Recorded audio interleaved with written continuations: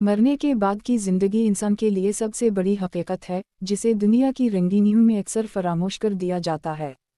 ہر زندہ انسان کی منزل ایک دن موت ہے، لیکن موت کے بعد کیا ہوتا ہے، یہ سوال ہر ذی شعور انسان کے دل میں کبھی نہ کبھی ضرور اٹھتا ہے۔ انسان کی دنیاوی زندگی چند سالوں کی مہلت ہے، جو امتحان کے طور پر دی گئی ہے، اور اس کے بعد وہ ابدی زندگی شروع ہوتی ہے جس کا انجام ہمیشہ کے لیے ہے۔ یہ زندگی یا تو دائمی کامیابی اور راحت کی ہوگی، یا پھر عذاب اور پچھتاوے سے بھرپور۔ جب انسان اس دنیا سے رخصت ہوتا ہے تو اس کا جسم زمین میں دفن کر دیا جاتا ہے، مگر روح ایک نئے سفر پر روانہ ہوتی ہے۔ قرآن کریم اور احادیث مبارکہ میں اس روحانی سفر کے تمام مراحل کو بڑی تفصیل سے بیان کیا گیا ہے۔ سب سے پہلا مرحلہ موت کا لمحہ ہے۔ جب ملک الموت یعنی حضرت عزرائیل علیہ السلام اللہ کے حکم سے روح قبضہ کرنے آتے ہیں تو مومن کی روح کو آسانی سے نکالا جاتا ہے، گویا کہ پانی کے برتن سے قطرہ ٹپک رہا ہو۔ جبکہ فاسق و فاجر اور کافر کی روح کو سختی سے کھینچا جاتا ہے، جیسے کنٹوں والے لوہے کو گیلی اون میں کھینچا جائے، اور ہر کنٹا جسم کو چرتا ہوا گزرتا ہے۔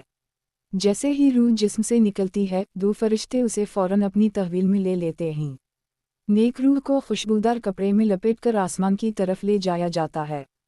ہر آسمان کے فرشتے اس روح کو سلام کرتے ہیں اور پوچھتے ہیں کہ یہ پاکیزہ روح کس کی ہے۔ اسے عزت و احترام کے ساتھ بلند دروازوں سے گزارا جاتا ہے، یہاں تک کہ عرش الہی تک پہنچا دیا جاتا ہے۔ پھر اللہ تعالیٰ کا حکم ہوتا ہے کہ اس بندے کی روح کو زمین کی طرف واپس لے جایا جائے، جہاں اس کا جسم دفن کیا جا چکا ہوتا ہے۔ جبکہ بدکار روح کو بدبودار کپڑے میں لپیٹا جاتا ہے، اور جب اسے آسمان کی طرف لے جایا جاتا ہے تو دربان فرشتے اس روح کو پہچان کر کہتے ہیں کہ یہ خبیث روح ہے، اور آسمان کے دروازے اس کے لیے بند کر دیے جاتے ہیں۔ پھر اس روح کو نیچے زمین پر واپس پھینک دیا جاتا ہے۔ اس کے بعد قبر کا مرحلہ شروع ہوتا ہے، جسے برزخ کا عالم کہا جاتا ہے۔ برزخ وہ درمیانی دنیا ہے جو دنیا اور آخرت کے درمیان ہے۔ یہ ایسی دنیا ہے جہاں انسان کا جسم زمین میں ہوتا ہے، مگر روح کو اس دنیا کے مطابق عذاب یا راحت دی جاتی ہے۔ جیسے ہی میت کو دفن کیا جاتا ہے، دو فرشتے منکر اور نکیر قبر میں آتے ہیں۔ ان کا آنا نہایت ہیبت ناک ہوتا ہے، ان کے چہرے سیاہ اور آوازیں گرجدار ہوتی ہیں۔ یہ فرشتے میت سے 3 سوال کرتے ہیں: تیرا رب کون ہے، تیرا دین کیا ہے، اور تیرے نبی کون ہیں؟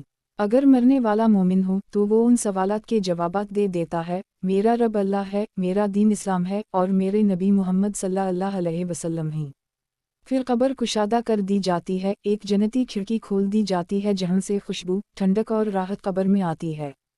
قبر گویا جنت کا ایک باغ بن جاتی ہے۔ لیکن اگر مرنے والا کافر یا گناہگار ہو تو وہ ان سوالات کے جوابات نہ دے پاتا، بلکہ